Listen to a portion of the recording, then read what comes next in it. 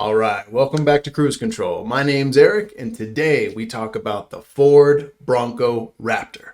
Let's talk about that right now. Welcome to Cruise Control. My name is Eric. We're going to start looking at some new cars and used cars to find out what's the best option for you. Let's see what's up next.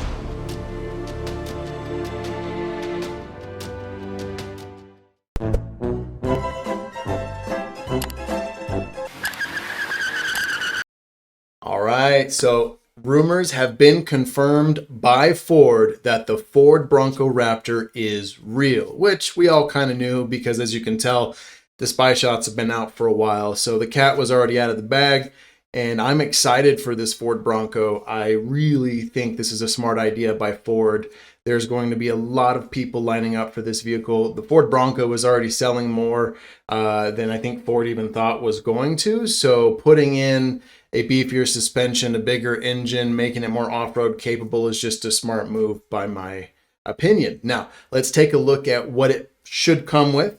I think you can expect the live valve shocks from Fox. Of course, it's going to come with a beefier suspension, some wider fender flares, and I believe it's going to come with 35-inch tires as standard with optional 37-inch tires.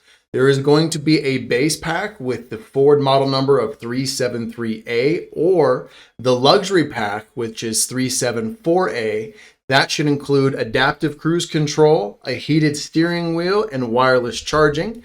So that's going to be pretty cool. And then the engine, there has not been any confirmed as far as what the powertrain is going to be. My guess is it's not going to be a V8 as of yet. I think it's going to be a EcoBoost V6. And probably not even the 3.5 liter that is in the Ford F-150 Raptor. I think it's probably going to be the 3 liter that's probably going to have around 400 horsepower.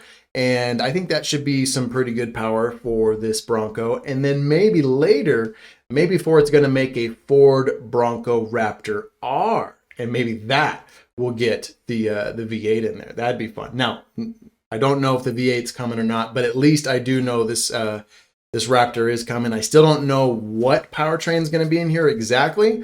My guess is, though, probably that 3 liter with around 400 horsepower. What do you guys think? Do you think this is a smart idea by Ford? I sure do. I can't wait to see this in my local Ford dealership and see people off-roading it and all that kind of fun stuff. Would you buy this or would you buy something else? Jeep's got that big V8 that's in there. So what do you guys think? Leave your comments down below. My name's Eric. This is Cruise Control. Thank you for watching.